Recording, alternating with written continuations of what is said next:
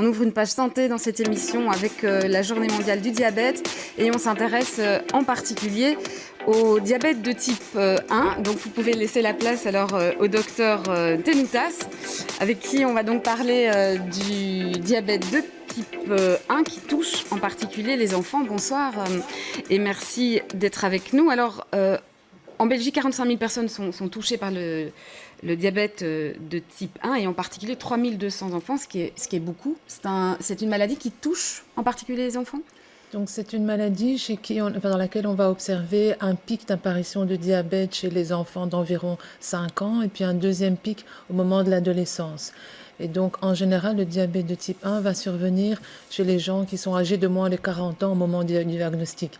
Bien entendu, dès qu'on devient diabétique, à n'importe quel âge, eh bien, on restera diabétique de type 1 tout au long de sa vie. Alors, on va rappeler d'ailleurs quel est ce diabète de type 1 parce qu'il y a plusieurs types de diabète et celui-là n'est pas forcément celui que le grand public a en tête quand on parle de diabète. Donc le terme de diabète signifie qu'on a trop de sucre dans le sang et historiquement c'est parce qu'on faisait beaucoup pipi que le terme de diabète a été évoqué.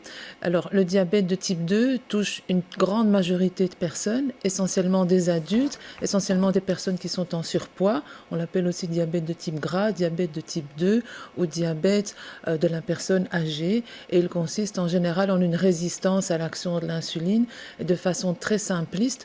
Un régime qui permettra aux personnes atteintes de diabète de type 2 pourrait faire disparaître ce diabète de type 2.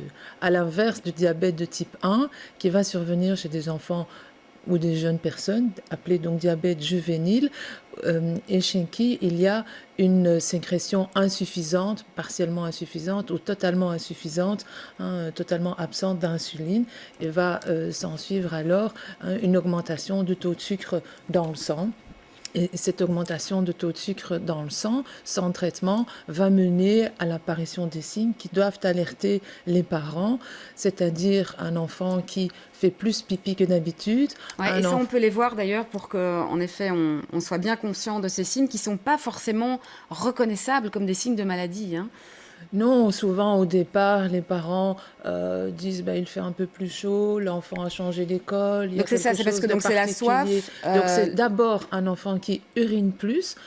C'est un jeune enfant qui peut refaire pipi au lit ou se réveiller la nuit pour faire pipi. Il va boire plus. Il peut perdre du poids et si les signes continuent sans qu'on ait l'attention attirée, l'enfant peut devenir fatigué, voire présenter un état de somnolence ou bien même arriver dans ce qu'on appelle une acidocétose, voire même dans un coma acidocétosique. Et ce sont des signes qui ne sont pas suffisamment, en tout cas, assimilés au diabète. Donc il peut arriver que la famille ne fasse pas le lien et donc que l'enfant soit diagnostiqué trop tard. Oui, aujourd'hui, que ce soit en Belgique ou dans d'autres pays, on constate qu'il y a parfois près de 40% d'enfants qui arrivent trop tardivement, donc en acidocétose ou en coma acidocétosique et qui ont besoin d'un séjour aux soins intensifs. Si on a l'attention attirée assez tôt, on va éviter ce passage aux soins intensifs et on va pouvoir mettre en route un traitement très rapidement. Ouais, et donc vous profitez de cette journée mondiale, c'est aussi à ça qu'elle sert d'ailleurs, cette journée mondiale, pour rappeler et pour attirer l'attention sur ces symptômes qui ne sont pas forcément reconnaissables. C'est pour attirer l'attention comme étant des signes et de la famille sans instaurer un climat d'angoisse absolue, mais d'avoir l'attention attirée en cas d'un enfant qui urine plus fréquemment, qui boit plus, qui maigrirait, eh bien, on ne peut pas considérer en premier lieu que c'est quelque chose de normal. Une simple visite chez le médecin traitant ou chez le pédiatre permettra alors la réalisation d'un test urinaire, mettant en évidence alors de façon anormale la présence de sucre dans les urines ou par la mesure simple du taux de sucre au bout du doigt. En 10 secondes maximum, on va avoir le résultat. Alors, vous êtes chef de clinique de diabétologie à l'hôpital universitaire des enfants Reine Fabiola. Donc, cette clinique de diabétologie, c'est une des premières en Belgique. Elle a été lancée il y a une trentaine d'années, c'est ça? L'hôpital a aujourd'hui 32 ans. La clinique de diabétologie, en fait, a déjà démarré avant l'ouverture de l'hôpital à l'hôpital Saint-Pierre et puis a été mise sur pied par le professeur Dorchy. Mais depuis 15 ans, on voit vraiment une augmentation, un doublement de notre population pédiatrique. Et donc, cette convention... Donc, vous voulez dire que le nombre d'enfants atteints de ce diabète de type 1 est en pleine augmentation? C'est en augmentation, donc on observe une augmentation d'un peu plus de 3%, tant en Belgique que dans le monde entier.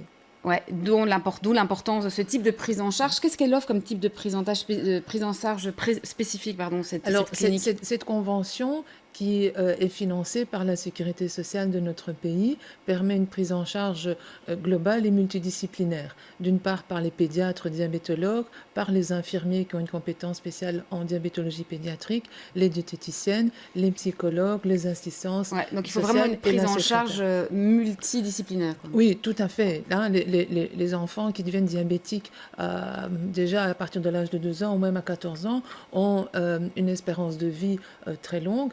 Et l'idée de faire une formation à l'éducation de l'enfant, l'adolescent et de la famille, c'est d'éviter au maximum les complications à moyen et long terme.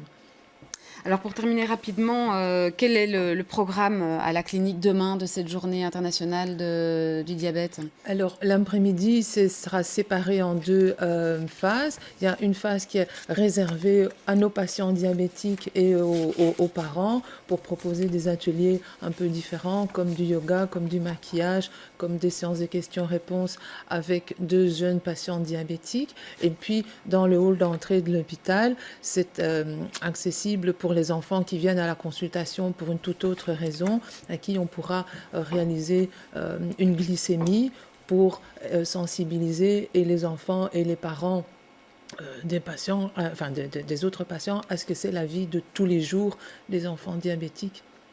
Eh bien, merci pour toutes ces explications, docteur Sylvie Tenoutas. Donc, je rappelle que demain a lieu cette journée mondiale du diabète avec toute une série d'activités, notamment à la clinique de diabétologie.